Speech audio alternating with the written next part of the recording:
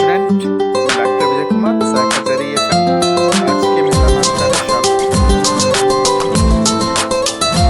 मेरा सेकंड भारत राजस्थान में आर्थिक पर्यावरण एक चैप्टर चला रखा है अपने राजस्थान में पर्यटन विकास के बारे में बात कर रहे हैं हम। तो राजस्थान में पर्यटन के विकास की क्या क्या संभावनाएं हैं इसके बारे में अब बात करते हैं अपन।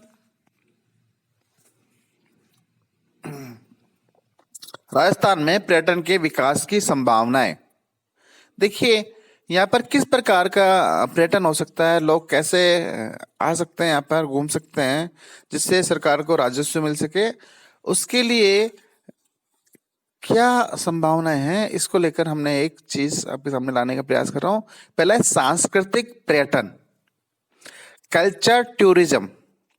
देखिए, आपको पता है कि हमारा जो राजस्थान है रंग रंगीला राजस्थान है और यहाँ पर आज भी संस्कृति पर्यटन के जो विस्तार है वो काफी है। क्यों है? क्योंकि यहाँ पर जो देखिए सांस्कृतिक धरोहर बहुत बड़ी है। सांस्कृतिक धरोहर में क्या कहते हैं? राज्य के प्राचीन किले। अब प्राचीन किलों की बात करें तो पूरा राजस्थान प्राचीन किलों से भरा हुआ है।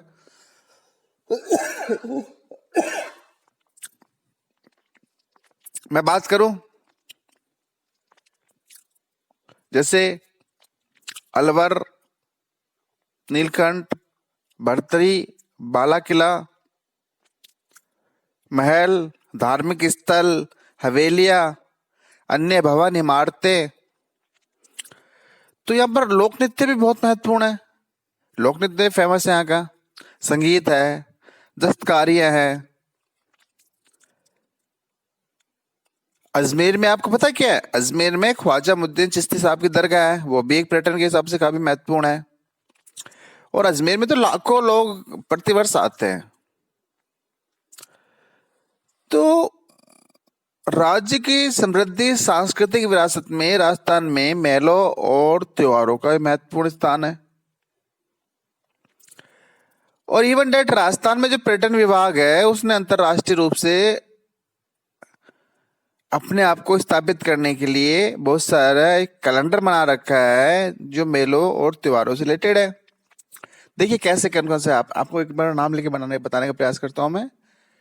ग्रीष्म काल के अंदर जो त्योहार आते हैं, ग्रीष्मकालीन त्योहार माउंट आबू में, तीज का त्योहार जयपुर में मनाते हैं, मारवाड़ का त्योहार जोधपुर में, पुष्कर मेला पुष्कर में, चंद्रभागा मेला कहाँ लगता है मालूम है आपको? चंद्रभागा मेला झालावाड़ में। ऊंट त्योहार निश्चित रूप से बीकानेर में, नागौर मेला नागौर के अंदर, मरु त्योहार जैसलमेर में। मरु मतलब रेगिस्तान, रेगिस्तान के दोहरों देखने के लिए हमारे यहाँ पर्यटक आते हैं। हाथी त्योहार कहाँ होता है? जयपुर में।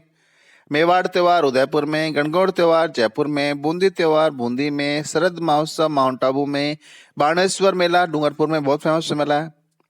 महावीर जी का मेला कहाँ मिलता है? सवाईमाधोपुर में। किला देवी का मेला करौली में।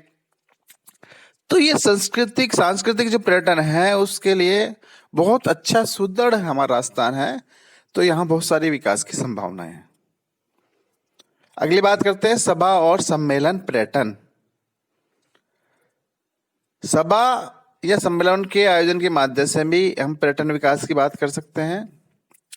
आजकल राजनीति, व्यावसायिक, शैक्षणिक आदि क्षेत्रों में विभिन्न संगठन अपने अपने वार्षिक सम्मेलनों का आयोजन करते हैं। इसके लिए सभागारों की आवश्यकता होती है, इसलिए इनकी स्थापना को प्रोत्साहित किया जा सकता है। कई बार क्या होता है कि सभागार नहीं होते तो होटलों में सुविधाएं लेते हैं। बिरला सभागार जयपुर में आप जानते ही हैं, उदयपुर में भी है, जोधपुर में भी है, जयपुर में भी है, माउंट आबू में। ऐसे स्थान हैं जहां पर आप सभागार स्थापित कर सकते हैं और स्थापित करने के बाद पर्यटन आपके पास यहाँ आ सकता है राजस्थान देखने के लिए। खेलकूद व साहसिक कार्यों से संबद्ध पर्यटन। देखिए राजस्थान में हालांकि पर्यटन इस मामले का बहुत सीमित है, फिर भी यहाँ पर जैसे खेलकूद में मरु प्रदेश में ऊंट सफारी, केमल सफारी के नाम से आप जानते हैं, आकर्षण का केंद्र है। शेखावाटी के टीलों में एक एवं विशेषता जैसलमेर के मरु मेले में और श्री गंगानगर में, की नौहर और भादरा तहसीलों में, बाड़मेर में राज्य में झीलों का भी विकास किया जा सकता है। और इस तरह हम पर्यटन कर सकते हैं, एक पर्यटन को बढ़ावा दे सकते हैं अगर हम खेलकूद व साहसिक कार्यों से पर्यटन को सम्मत कर देते हैं। राजस्थान में वन्य जीव पर्यटन, वाइल्ड लाइफ टूरिज्म भी बहुत ज्यादा संभावना है। वाइल्ड लाइफ में कौन कौन से चल रहा है? देखिए, भरतपुर है, सवाई माधोपुर, अलवर है। यहाँ पर क्या है? वन्य जीव अभ्यारण्य है। तो इनको देखने के लिए पर्यटक आता है। और राजस्थान का 5% पर्यटक इनमें जाता है। और केवला देवी, पक्षी विहार, घना घना कहाँ पे? भरतपुर में। रणथंभौर नेशनल पार्क, सवाई माधोपुर, क्या है यहाँ पे? बाघ के अभ्यारण्य है। और यहाँ पे क्या क्या मिलता है हमको? सांबर, नीलगाय, चीतल आदि जानवर विचरण करते मिलते हैं। सरिस्का टाइगर में क्या बोलता है? रिजर्व फॉर टाइगर्स है। सरिस्का अलवर से 37 किलोमीटर दूर है, आप जानते हैं। और यहाँ पर बाघों का आश्रय स्थल है। तो यहाँ लोग बाघ देखने के लिए आते हैं सरिस्का में बाघों को। नेशनल डेजर्ट पार्क कहाँ है? जैसलमेर में। पक्षियों के भी लिए ना एक पर्यटन बना सकते हैं, पक्षियों को देखने के लिए भी विदेशी आ सकते हैं। ठीक है, तो इन सब से निकल के आता है कि हमारा राजस्थान सांस्कृतिक रूप से बहुत ही उन्नत है और इसमें हम आगे बढ़ सकते हैं। पर्यटन के विकास की संभावनाएं, समस्याएं, पर्यटन के विकास की समस्याएं व उनके हल। देखिए, भूमि की समस्या है पहले तो। पर्यटन का विकास पर्याप्त मात्रा में होटलों की स्थापना व अन्य सुविधाओं की उपलब्धि पर निर्भर करता है। शहरी क्षेत्रों में तेजी से विकास होने से होटल व पर्यटन इकाई स्थापित करने के लिए भूमि मिलना काफी कठिन हो गया है। अतः नगर नियोजन में रियायती दर पर उचित प्रावधान किया जाना चाहिए ताकि व्यावसायिक होटल्स स्थापित हो सके। तो क्या की समस्या है? भूमि की समस्या है। तो भूमि की समस्या कैसे निपटाएंगे हम? रिहायशी क्षेत्रों में सस्ती दरों पर होटलों के लिए भूमि आवंटन करके। दूसरी बात, केंद्रीय व राज्य पूंजी सब्सिडी के रूप में वित्तीय सहायता।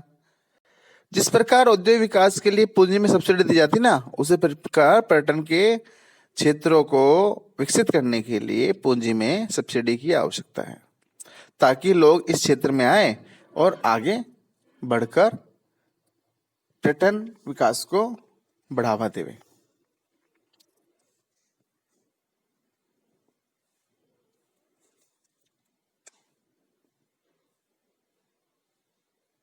उदार शर्तों पर कर्ज की संभावना है।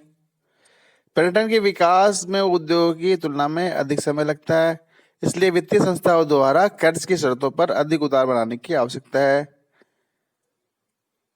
ज्यादा से ज्यादा और कम ब्याज दर पर हम अगर उनको लोन देंगे तो उनकी समस्या दूर हो जाएगी। नए होटलों की स्थापना के लिए इक्विटी पूंजी की स्थापना या इक्विटी पूंजी की व्यवस्था।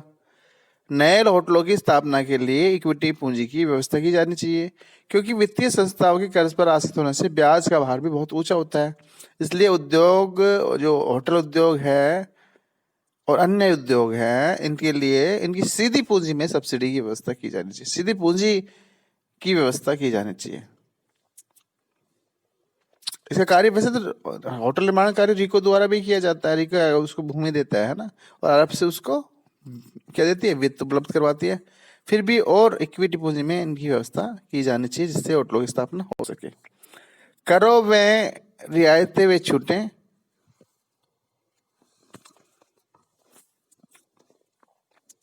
बिक्री कर से प्रारंभ 3 से 7 वर्षों के लिए छूट देनी चाहिए। जो हम होटल स्थापित करें तो बिक्री कर हमारे प्रारंभिक के 5 से 7 वर्षों तक हमें नहीं लगना चाहिए हमारे होटल्स के ऊपर, क्योंकि यहाँ पर देखिए, जब तक बहुत बड़ा इन्वेस्टमेंट है और अगर ये ब्याज में आपने इसको ले लिया तो उसका पैसा खत्म हो जाएगा और वो विकास नहीं कर पाएगा। इसलिए जितनी भी होटल्स हैं इसमें टैक्स लगता है, जीएसटी लगता है, या अल्कोहलिक पदार्थ है ना, इन पे जितने भी जो टैक्स लगते हैं उन पे छूट दी जानी चाहिए जिससे कि ये विकास कर सके। इसके अलावा होटल विकास के लिए अन्य सुविधाएं दी जानी चाहिए। भवन निर्माण में जो भूमि का आवंटन होता है वो प्राथमिकता के आधार पर दें आप। उनके लिए कोटा निर्धारित कर दें। पानी बिजली की दरों में सब्सिडी दे दें, छूट दे दें। इनको मिलती रहनी चाहिए पानी बिजली, तो इससे औद्योगिक क्षेत्र, इसका पर्यटन क्षेत्र का विकास होगा। और इसके अलावा पर्यटकों के लिए निवास की व्यवस्था का विस्तार किया जाना चाहिए। 5 सितारा होटलों में और 3 सितारा होटलों में या 4 सितारा होटलों में विदेशी पर्यटक निवास करता है, लेकिन ये जो होटलें हैं पर्याप्त मात्रा में नहीं होती, इसलिए पर्यटकों के लिए अलग से निवास की व्यवस्था होनी चाहिए, जिससे पर्यटक वहां अपना आ सके और वहाँ अच्छे से वो रह सकता है, साफ सुथरा से, और उस सुविधाएं मिलेगी। देखिए पर्यटक आया और उसको अपने होटल में कमरा नहीं मिल रहा तो समस्या खड़ी होती है, तो इसलिए पर्यटकों के लिए निवास की व्यवस्था होनी चाहिए। आजकल तो घरों घरों में भी ये व्यवस्था की जा सकती है कि आप पर्यटक विदेश से आए और वो एज ए पीजी आपके घर में रह सकता है और आपको विदेशी मुद्रा का अर्जन हो सकता है। तो ये व्यवस्था भी एक आप विकास पर्यटन के लिए आप अच्छी सोच है, इसको भी आप बढ़ा सकते हैं। परिवहन का समुचित विकास, देखिए परिवहन का विकास पर्यटन विकास का हृदय है, हार्ट मानते हैं। इसलिए सड़कों का विकास आधुनिक सुविधा से युक्त बसों, कारों, स्टेशनों, वैगनों, मिनी बसों, हवाई अड्डों, एयर बसों आदि पे बहुत ज्यादा विकास होना चाहिए। क्योंकि जो भी वो आएगा ना बाहर से विदेशी पर्यटक, वो आपकी चीजें देखता है, उसको क्या सुविधाएं मिल रही है। हेलीकॉप्टर सेवाओं को प्रोत्साहित किया जाना चाहिए। मिड डे होटल्स बनाए थे RSRTC ने, सब बेकार पड़े हुए हैं। तो वो सारे मिड डे होटल्स की जगह प्राइवेट 5 स्टार होटल्स, और जो ड्राइवर्स इनको लेके जाते हैं वो ट्रेंड होने चाहिए, शिक्षित होने चाहिए, उनको अलग से ट्रेनिंग्स मिलनी चाहिए। और जो पर्यटक वापस लौटता है अपने देश को, तो उसके दिमाग में हमारे राजस्थान के लिए मधुर स्मृति होनी चाहिए, कटु अनुभव नहीं होने चाहिए। क्योंकि आप पधारो हमारे देश, हमारा लोगो है, और अगर उत्तम व्यवहार होगा तो वो पर्यटक वापस लौट के आएगा। ठीक है। इसके अलावा मनोरंजन की सुविधाओं का विकास होना चाहिए।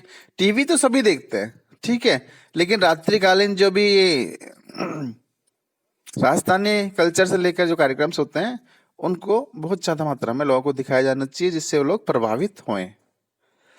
हस्तशिल्प की वस्तुओं की बिक्री की व्यवस्था में बढ़ावा दिया जाना चाहिए। राजस्थान के अंदर रत्न, आभूषण, वस्त्र, मूर्ति आदि विशेष महत्व रखती है, तो इनकी जो गुणवत्ता है और जो कीमत है और डिजाइनिंग है वो बहुत अच्छी होनी चाहिए।